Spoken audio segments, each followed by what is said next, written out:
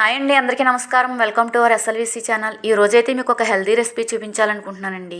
రాగిపిండి cocoa powder కలిపిన cake అండి ఇది మంచి ఫైబర్ ఫుడ్ అండి. పిల్లలకైతే చాలా మంచిదండి హెల్త్కి. మనం ఇంట్లో తయారు చేసి పెట్టుకుంటే పిల్లలు ఇష్టంగా తింటారండి. దానికి కావాల్సిన పదార్థాలు, తయారీ విధానం ఈజీగా చూపించాలనుకుంటున్నాను. ముందుగా అయితే రాగిపిండి 1 కప్పు తీసుకున్నాం. కోకో పౌడర్ స్వీట్లెస్ 3 స్పూన్ల వరకు తీసుకున్నాం.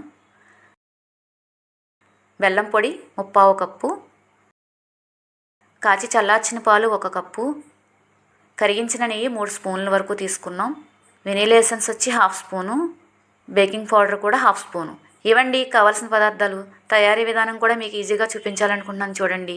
ముందుగా అయితే బౌల్లో రాగిపిండి, బెల్లం పొడి, కోకో పౌడర్, బేకింగ్ పౌడర్ ఈ 4ంటిని బాగా మిక్స్ చేసుకోవాలండి. చేతితోటైనా సరే, మిక్సీలో వేసైనా సరే ఉండలు లేకుండా మొత్తం కలుపుకోవాలి.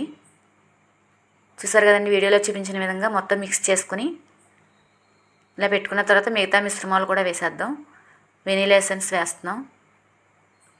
ఈ కేక్ అయితే 1 వారం రోజుల వరకు స్టోర్ చేసుకోవచ్చండి మనం ఇంట్లో తయారు చేసుకుంటే. బయట కేకుల్లో మీకు కెమికల్స్ అవి యూస్ చేస్తారు కాబట్టి అవి పెట్టకూడదండి పిల్లలకి, చిన్నపిల్లలకి హెల్త్ పాడైపోతుంది.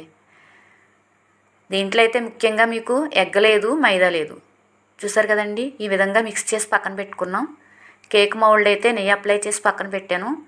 మనం ముందుగా మిక్స్ చేసుకున్న కేక్ బ్యాటర్ని దీంట్లో వేసేసుకుని స్టవ్ వెలిగించుకుని ఒక మందపాటి గిన్నె పెట్టుకుని దాంట్లో ఒక స్టాండ్ పెట్టి దానిపైన ఈ గిన్నె కూడా పెట్టేసుకుని మూత బరువు పెట్టుకున్న తర్వాత బాగా సిమ్లో పెట్టి ఒక 45 మినిట్స్ వరకు కుక్ చేసుకోవాలండి. వీడియోలో చూపించిన విధంగా కుక్ అవుతుంది. చూసారు కదండి, కేక్ అయితే రెడీ అయిపోయిందండి. కొంచెం చల్లారిన తర్వాత ఇలా ప్లేట్లో తీసుకుంటే ఈజీగా వచ్చేస్తుందండి మీ కేకు. అసలు నోట్లో వేసుకుంటే కరిగిపోయేంతలా ఉంటుందండి టేస్ట్ అయితే. పిల్లలైతే చాలా ఇష్టంగా తింటారు. మంచి హెల్తీ ఫుడ్ అండి.